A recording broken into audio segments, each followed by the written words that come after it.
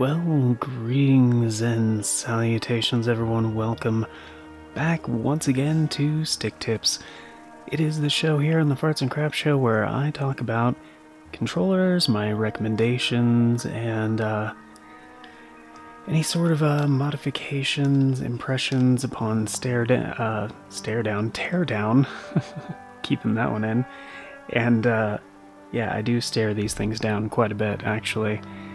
And yeah, today I'm going to be talking about the 8bitdo SN30 Pro USB, the wired version of the very popular SN30 Pro gamepad from 8bitdo.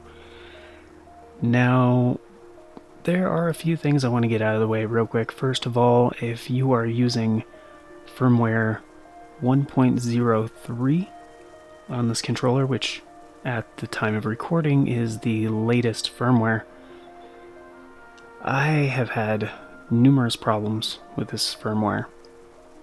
Whereas it does fix the accuracy issue of the joysticks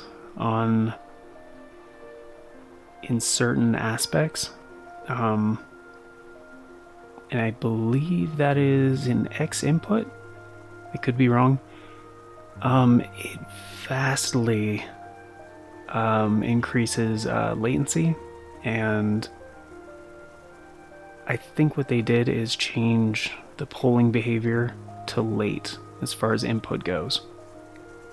So, or very late. Also, this is the Super Nintendo style. There is also a G Classic, I believe they call it, which was modeled after the aesthetic of the original Game Boy, and I don't have that one. So this is specific to this model. I do, however, have the G edition of the SN30 Pro Plus, but that's a different beast altogether. This one is my go-to for 2D games where I want a Super Nintendo style pad.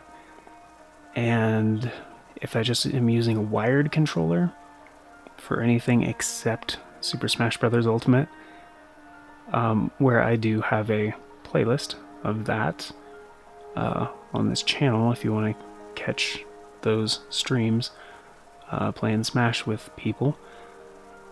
Yeah, this is my go-to.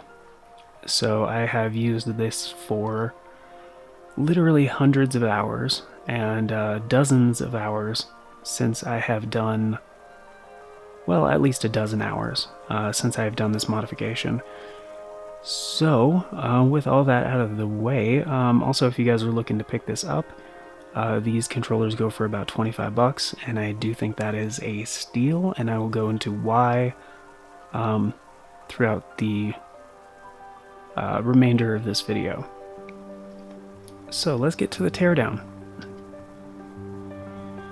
Okay, starting off, you are going to need a T6 or T5, as I mentioned in the M30 video, the last episode of Stick Tips. T6 does fit perfectly, but a T5 will suffice. A 50mm, or actually that might be the length, a 1.5 gauge Phillips head screwdriver, and a larger 3.0 Phillips head screwdriver. And I will get into why here in a bit. As far as the outer shell goes, all you're going to need is that T6 screwdriver. And once you get the rear shell off, you're going to see a ribbon cable holding the analog stick PCB on top of another kind of plastic reinforcement, which also houses the shoulder buttons, the LR, ZL, ZR.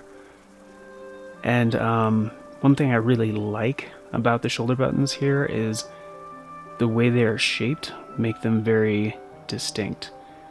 And the ZL and ZR are actually on like little hinges, and they have kind of standard shoulder button style conductive rubber things, so they all feel snappy and they all feel distinct. They are kind of close together, so it's hard to put 2 fingers on the shoulders and use all 4 simultaneously, like for a flight sim or like Armored Core or something like that. It's not exactly the most comfortable controller for that. So, however, when you're not going to be using those simultaneously, like in games like Breath of the Wild, where you do use all of the shoulder buttons but not simultaneously, this is going to do just fine. Of course, it does not have, I should mention, it does not have gyroscopic sensors, so you can't use motion control on this.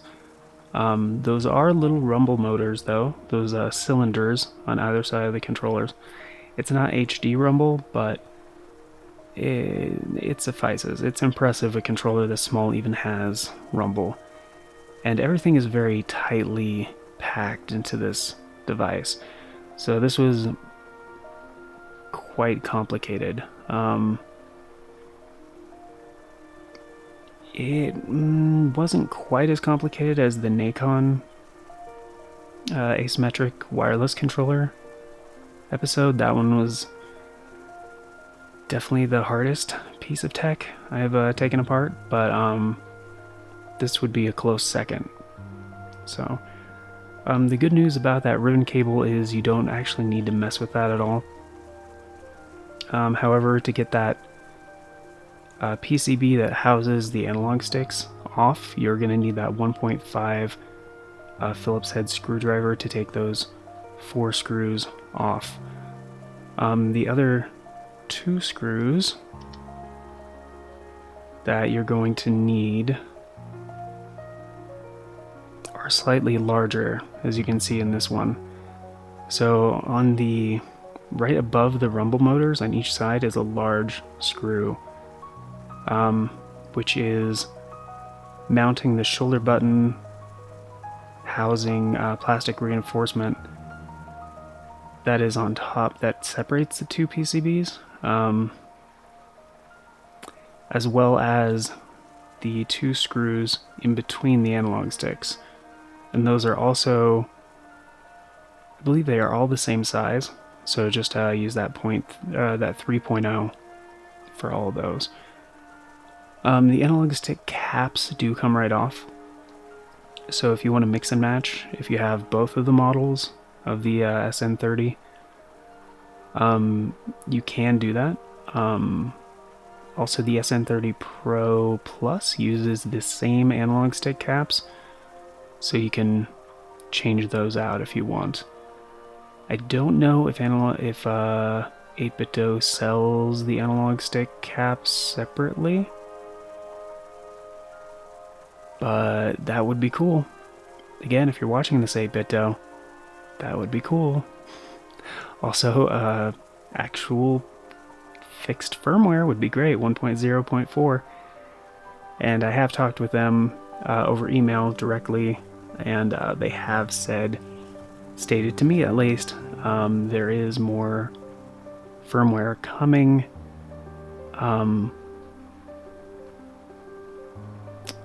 For this controller. So I don't know if they just told me that to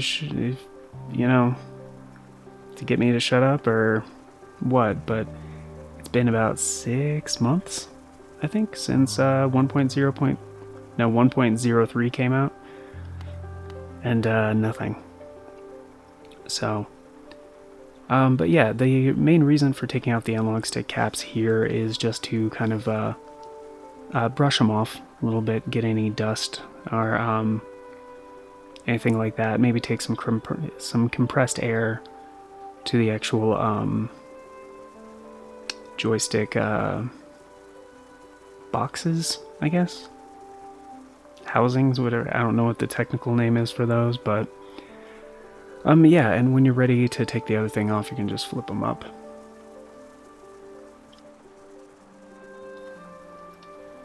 Okay, and for this next one, I've started removing the 4 screws just to show they are the same size and where the next step needs to happen here. And as you can see, I put the analog stick caps back on. And I think that's all there is on this one. Okay. And once you get those screws out, you actually don't have to separate the shoulder button thing from the main PCB. I almost said PCB board, but the B in PCB stands for board, printed circuit board. So you can just like remove the front shell from that component. And the once again, the conductive rubber portions here are very, very good feeling. There was one issue I knew right away was going to be a problem for me, is that D-pad. There is nothing really holding any of it in place, aside from that one little circle that they punched out of the conductive rubber.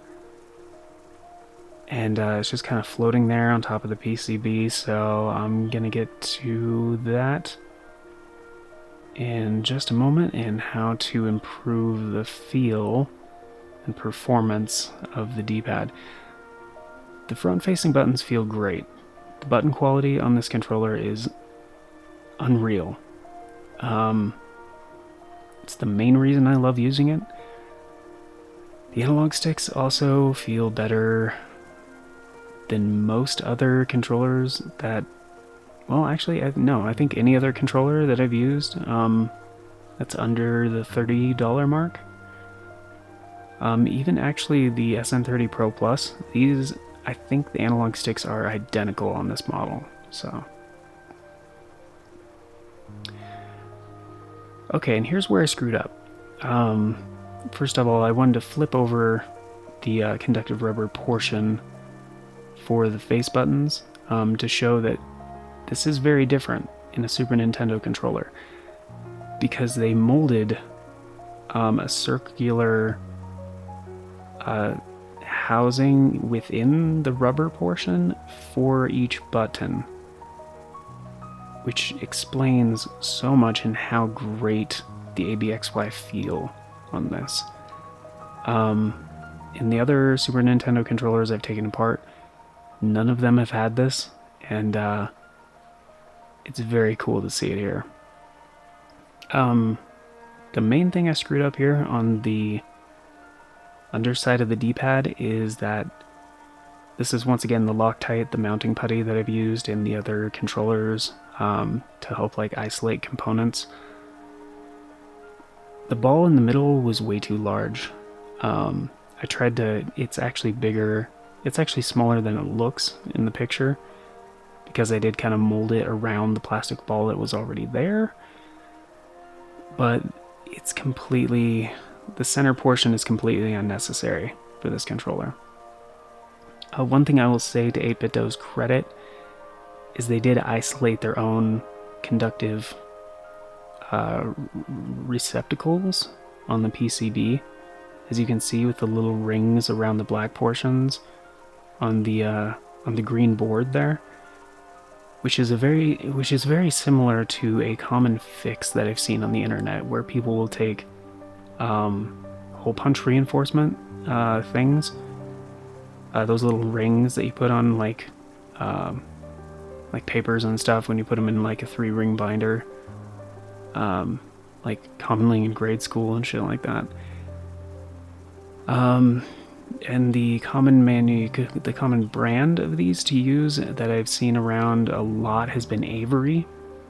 So I think it's Avery Stationery, I think is part of the brand name. But anyway, so I didn't mess with that at all. I also noticed the same rings on the ABXY, so that's all good. The PCB feels top-notch in these regards, so I didn't want to mess with success there. Okay, and this is after a couple hours of use, after removing the middle portion, and just wanted to show how the molding putty will mold itself to the conductive rubber portions. Now I'm showing you the underside of the conductive rubber that actually has the conductive pads. But on the opposite side, on the underside, are these like little the divots, essentially. So the idea here is it molds to the conductive rubber where it's supposed to be touching, and it gives a little bit more reinforcement so it doesn't slide around. Because a common criticism I've seen of 8bitdo's SN30 line controllers is the D-pad just kind of slides around within the cutout. Like the cutout's a little too big, which is kind of part of the problem. But I kind of wish they took a note from like Hyperkin or Nacon, where they just have the conductive rubber portion have like little poles that go through the PCB itself, so the conductive rubber affixes to the PCB, and therefore the D-pad won't move around much. That would have been great to see, but this is kind of the next best thing. I couldn't really think of a better way to solve this problem that wouldn't require a lot of modding. Again, you could try to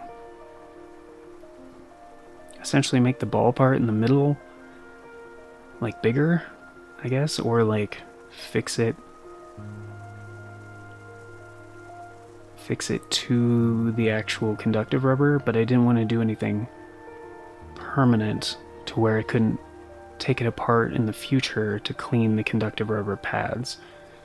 Which, by the way, for this baking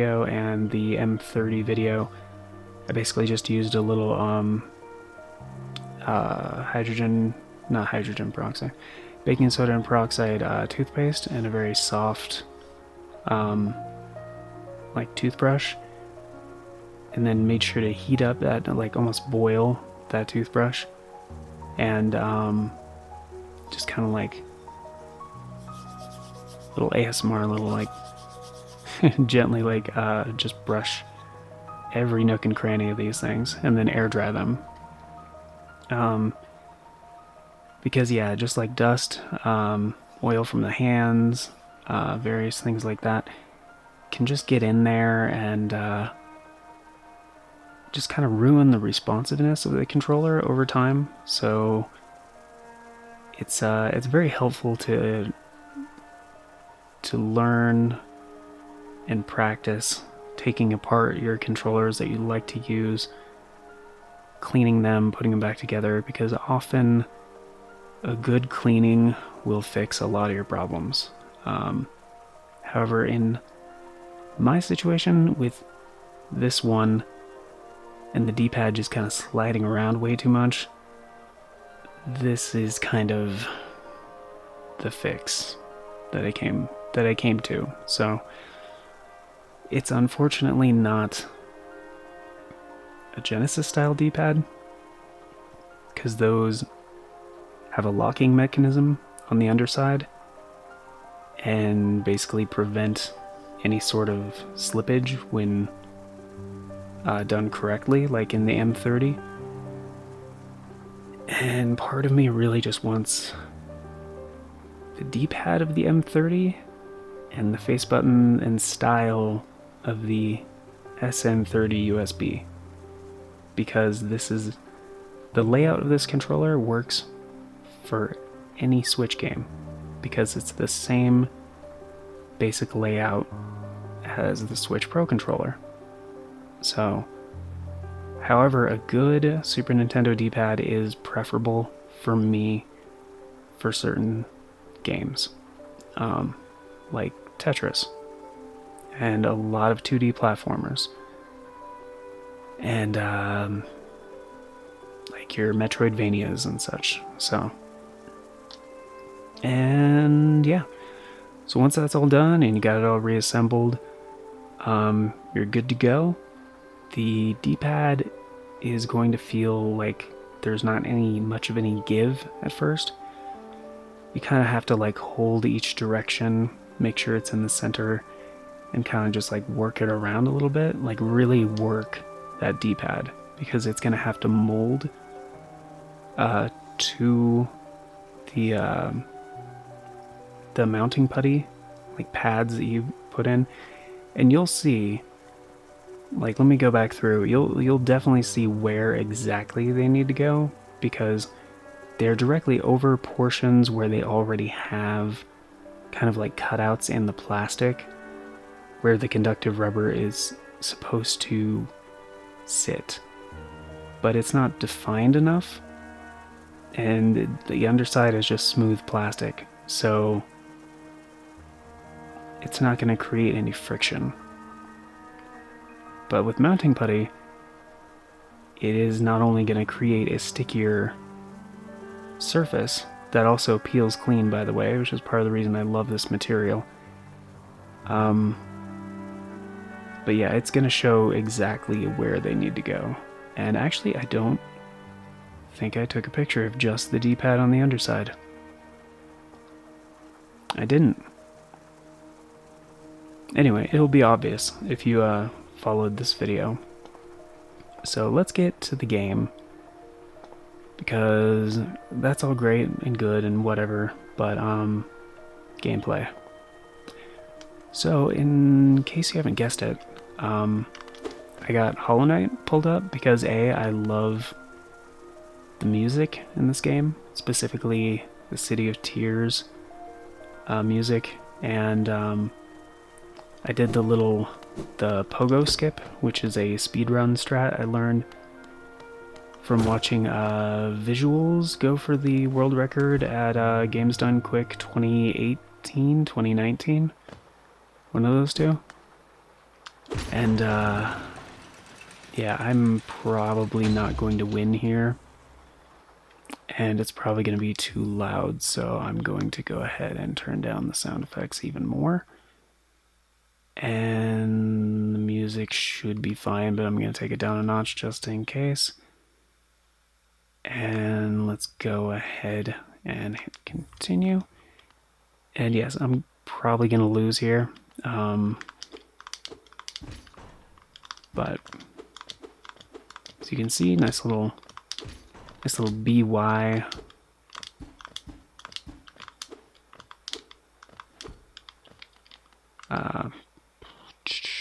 Let's actually show inputs. Roll, and let's go to system settings and scroll down to controller and sensors and test input devices. There we go. Test buttons and right. Whoa. Apparently it's having a ghost input issue with up.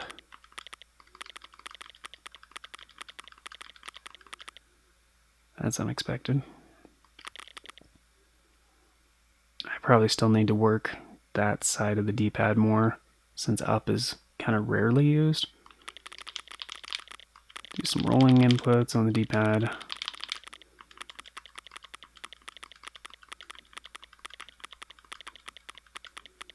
Double directions. Up, down, left, right. Right.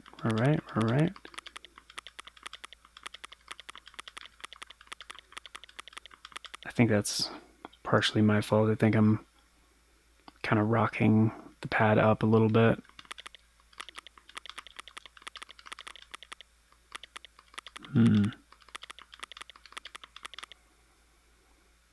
Well, it's accidentally doing up occasionally.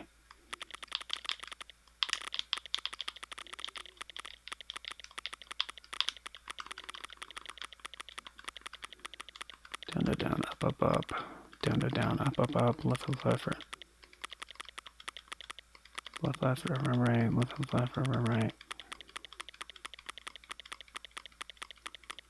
Well, it looks like we don't have any, well.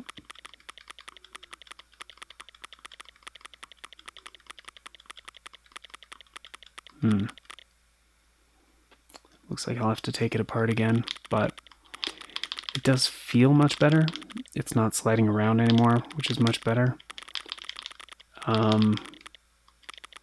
One thing that you have to be careful about when putting it back together, and this is probably something I did because I did it on the right side, on the left, on the right and the left side actually. Let's pull up the pictures here again. We have this on the conductive rubber portions.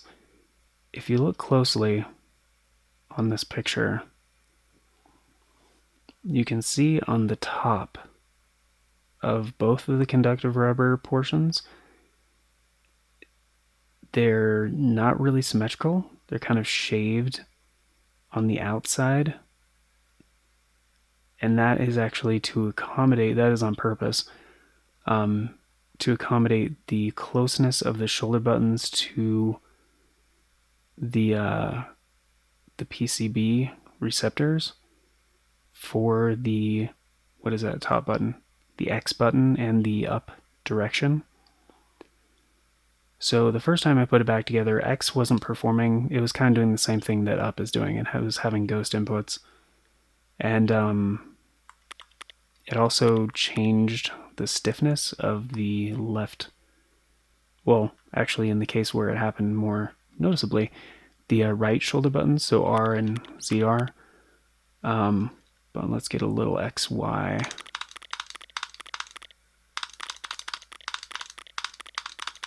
Okay, that's good. BA, BA, BA, or AB, I should say.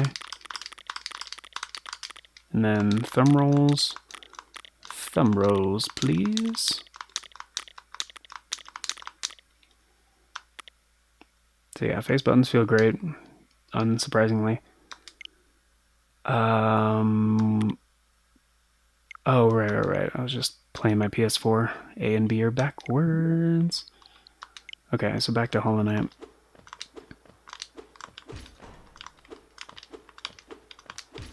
Yeah, I'm not getting any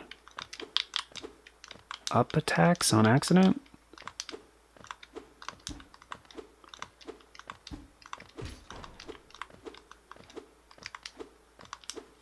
Okay. Let's go ahead and get rid of that again. Okay, so, yeah, I'm gonna go ahead and attempt this. Again, I don't think I'm going to be able to win because this is a rather difficult boss fight and I'm not supposed to be here yet. Come on. Oh, yeah, you have to try to go. Be on your merry way. Shit.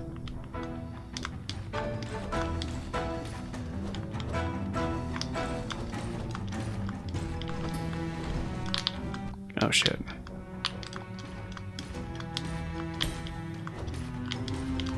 You can kind of confuse the AI if you just kind of...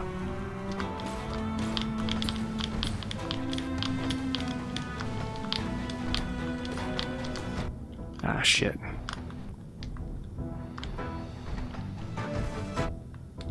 Ah, fuck. Damn it.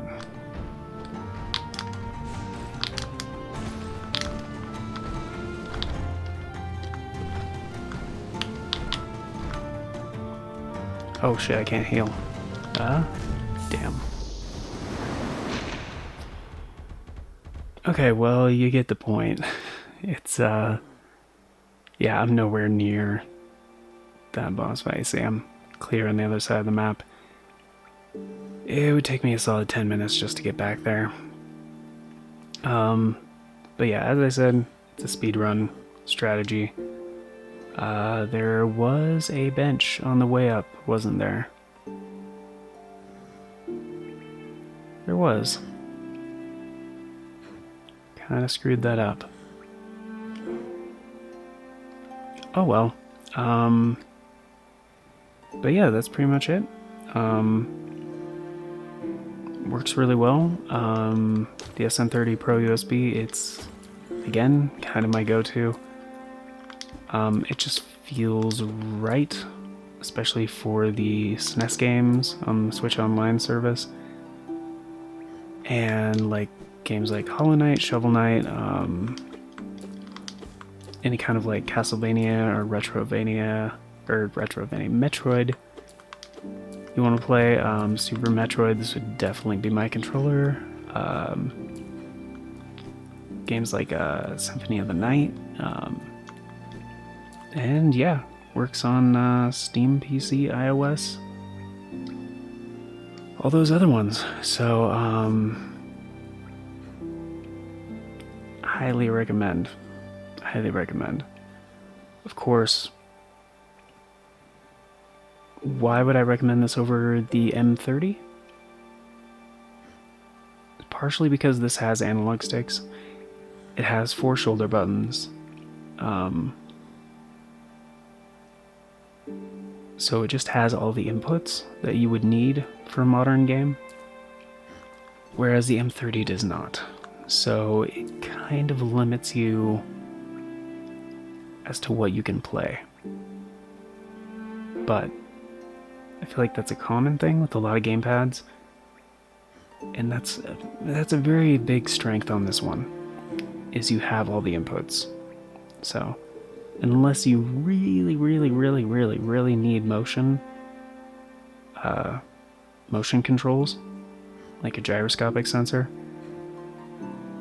I guess for like Super Mario Party, that's the only one I can think of. Or if you just want, if this controller sounds great and you want one that can do wireless and motion controls, the SN30 Pro Plus can do that. I wouldn't recommend, based on my own experience, I would not recommend the G Edition, the Game Boy style one. It looks so good. I love the look of it, but the D-pad feels wrong. It's partially the material it's made out of. It's partially just the responsiveness of it. It's not good. One thing I might do in the future is I might actually swap out this D-pad into my SN30 Pro Plus. But I also really like having a dedicated wired controller that I don't have to worry about charging. And I don't know, it's my go-to. I like it better. And better, it depends. You know, it really depends on what it's for. Like if I'm going to play Breath of the Wild, yeah, I like the Pro Plus. Because I like having the motion control stuff for like the different Sheikah Slate powers and being able to aim with, fine-tune your aiming with motion controls. All the shrines that require motion controls. That's my go-to. That's the main reason. You can still use that controller as a wired controller, but you have to like plug in the USB-C. You have to, and then you have to, it comes with a USB-C cable, but it's incredibly short, so you're also going to have to use a USB extension cable.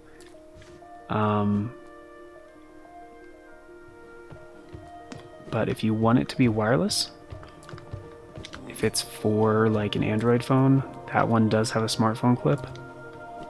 So you can essentially attach your smartphone to your controller. And that's pretty cool in my book. If that's your thing.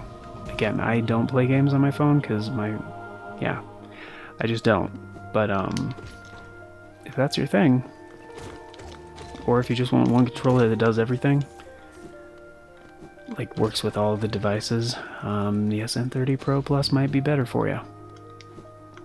But if you want a controller at half the price, that's just for games like Hollow Knight, and or maybe you want a second control for 2-player SNES games, or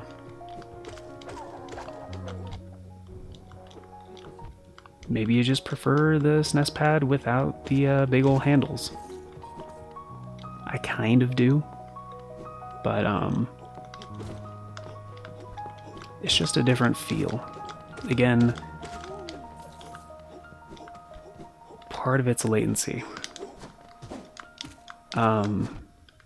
The latency on this controller is much lower. And it's not just like, oh, one's wired, one's not. No, that's not it. Because even wired, this one feels more responsive. And again, that is with firmware 1.02.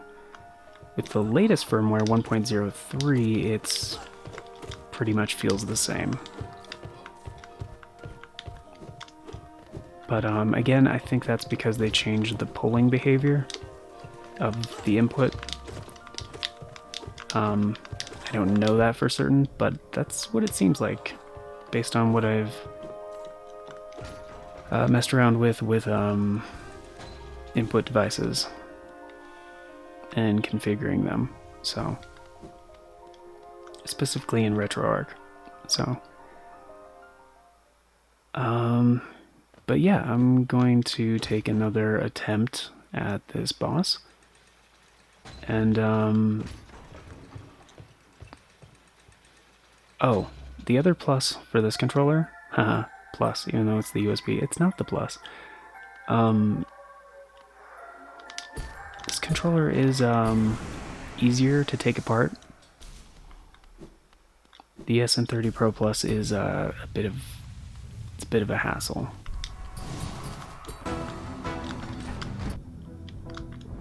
Oh, he did it right off the bat this time. Jeez, twice in a row, okay. Oh, you gotta let him act first. That's what it is. Oh, jeez.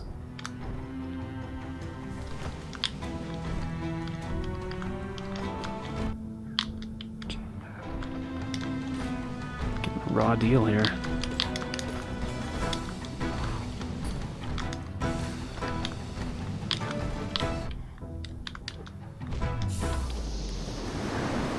Well, yeah, this one's gonna take some practice.